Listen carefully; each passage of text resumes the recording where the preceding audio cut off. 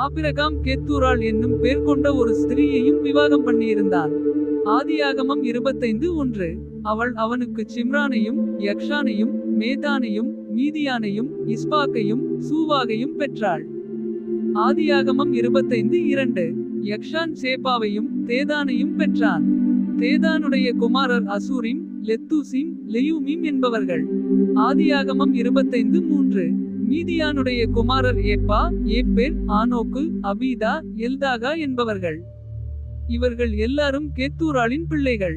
ஆதியாகமம் 25:4. ஆபிரகாம் தனக்கு உண்டான யாவற்றையும் ஈசாக்குக்கு கொடுத்தான். ஆதியாகமம் 25:5. ஆபிரகாமுக்கு இருந்த மறுமனையாட்டிகளின் பிள்ளைகளுக்கோ ஆபிரகாம் நன்கொடைகளை கொடுத்து தான் உயிரோடிருக்கும் போதே அவர்களை தன் குமாரனாகிய ஈசாக்கை விட்டு கிழக்கே போக கீழ்தேசத்துக்கு அனுப்பிவிட்டான். ஆதியாகமம் 25:6. ஆபிரகாம் உயிரோடிருந்த ஆயுசு நாட்கள் 175 வருஷம்.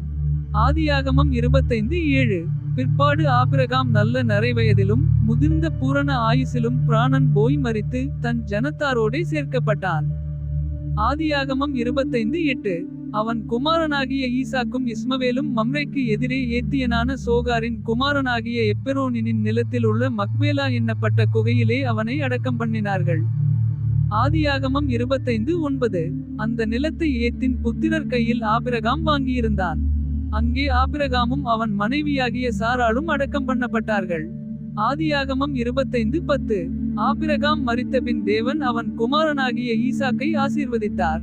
லகாய்ரோயி என்னும் துறவுக்கு சமீபமாய் ஈசாக்கு குடியிருந்தான். ஆதியாகமம் 25:11. சாராளுடைய அடிமை பெண்ணாகிய எகிப்து தேசத்தாளான ஆகார் ஆபிரகாமுக்கு பெற்ற குமாரனாகிய இஸ்மவேலின் வம்சவரலாறு. ஆதியாகமம் 25:12. பற்பல சந்ததிகளாய் பிரிந்த இஸ்மவேலின் புத்திரருடைய நாமங்களாவன. இஸ்மவேலுடைய மூத்த மகன் நெபாயோத், பின்பு கேதார், அத்பியேல், மிப்சாம். ஆதியாகமம் 25:13. மிஷ்மா, தூமா, மாசா. ஆதியாகமம் 25:14. ஆதார், தேமா, எத்தூர், நாபீஸ், கேத்மா என்பவைகளே. ஆதியாகமம் 25:15.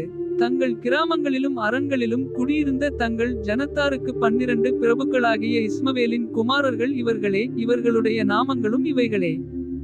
ஆதியாகமம் 25:16. இஸ்மவேலின் வயது 137. பின்பு அவன் பிராணன் போய் மரித்து தன் ஜனத்தாரோடே சேர்க்கப்பட்டான். ஆதியாகமம் 25:17. அவர்கள் ஆவிலா துவக்கி எகிப்துக்கு எதிராக அசீரியாவுக்கு போகிற வழியில் இருக்கும் சூர்மட்டும் வாசம் பண்ணினார்கள். இது அவன் சகோதரர் எல்லாருக்கும் முன்பாக அவன் குடியேறின பூமி. ஆதியாகமம் 25:18. ஆபிரகாமின் குமாரனாகிய ஈசாக்குடைய வம்சவரலாறு. ஆபிரகாம் ஈசாக்கை பெற்றான். ஆதியாகமம் 25:19. ஈசாக்கு ரெபெக்காளை விவாகம் பண்ணுகிற போது 40 வயதாயிருந்தான். இவள் பதானராம் என்னும் சீரியா தேசத்தானாகிய பெத்துவேலுக்கு குமாரத்தியும் சீரியா தேசத்தானாகிய லாபானுக்கு சகோதரியுமானவள். ஆதியாகமம் 25:20. மலடியாயிருந்த தன் மனைவிக்காக ஈசாக்கு கர்த்தரை நோக்கி வேண்டுதல் செய்தான். கர்த்தர் அவன் வேண்டுதலை கேட்டருளினார். அவன் மனைவி ரெபெக்காள் கற்பந்தரித்தாள். ஆதியாகமம் 25:21. அவள் கற்பத்திலே பிள்ளைகள் ஒன்றோடொன்று மோதிக்கொண்டிருந்தன. அப்பொழுது அவள், இப்படியானால் எனக்கு எப்படியோ என்று சொல்லி கர்த்தரிடத்தில் விசாரிக்கும்படி போனாள். ஆதியாகமம் 25:22. அதற்கு கர்த்தர், 2 ஜாதிகள் உன் கற்பத்தில் உண்டாயிருக்கிறது. 2 வித ஜனங்கள் உன் வயிற்றிலிருந்து பிரியும். அவர்களில் ஒரு ஜனத்தார் மற்ற ஜனத்தாரை பார்க்கிலும் பலத்திருப்பார்கள். மூத்தவன் இளையவனை சேவிப்பான் என்றார். ஆதியாகமம் 25:23. பிரசவகாலம் பூரணமான போது அவள் கற்பத்தில் 2 பிள்ளைகள் இருந்தது. ஆதியாகமம் 25:24. மூத்தவன் சிவந்த நிறமுள்ளவனாயும் சர்வாங்கமும் ரோம அங்கி போர்த்தவன் போலவும் வெளிப்பட்டான். ஆதியாகமம் 25:25. பின்பு அவன் சகோதரன் தன் கையினாலே ஏசாவின் குதிங்காலை பிடித்து கொண்டு வெளிப்பட்டான். அவனுக்கு யாக்கோபு என்று பெயரிட்டார்கள். இவர்களை அவள் பெற்றபோது ஈசாக்கு 60 வயதாயிருந்தான். ஆதியாகமம் 25:26. இந்த பிள்ளைகள் பெரியவர்களான போது ஏசா வேட்டையில் வல்லவனும் வனசஞ்சாரியுமாய் இருந்தான். யாக்கோபு குணசாலியும் கூடாரவாசியுமாய் இருந்தான். ஆதியாகமம் 25:27.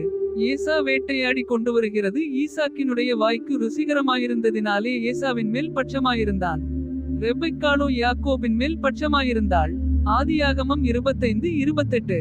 ஒருநாள் ஏசா வெளியிலிருந்து களைத்து வந்தபோது யாக்கோபு கூழ் சமைத்துக் கொண்டிருந்தான். ஆதியாகமம் 25:29. அப்பொழுது ஏசா யாக்கோபை நோக்கி, அந்த சிவப்பான கூழிலே நான் சாப்பிட கொஞ்சம் தா, இளைத்திருக்கிறேன் என்றான். இதனாலே அவனுக்கு ஏதோம் என்கிற பேர் உண்டாயிற்று. ஆதியாகமம் 25:30. அப்பொழுது யாக்கோபு, உன் சேஷ்ட புத்திரபாகத்தை இன்று எனக்கு விற்று போடு என்றான். ஆதியாகமம் 25:31. அதற்கு ஏசா, இதோ நான் போகிறேனே, இந்த சேஷ்ட புத்திரபாகம் எனக்கு என்னத்திற்கு என்றான். ஆதியாகமம் 25:32. அப்பொழுது யாக்கோபு, இன்று எனக்கு ஆணையிட்டு கொடு என்றான். அவன் யாக்கோபுக்கு ஆணையிட்டு தன் சேஷ்ட புத்திரபாகத்தை அவனுக்கு விற்று போட்டான். ஆதியாகமம் 25:33. அப்பொழுது யாக்கோபு ஏசாவுக்கு அப்பத்தையும் பயற்றங்கூழையும் கொடுத்தான். அவன் புசித்து குடித்து எழுந்திருந்து போய்விட்டான். இப்படி ஏசா தன் சேஷ்ட புத்திரபாகத்தை அலட்சியம் பண்ணினான். ஆதியாகமம் 25:34.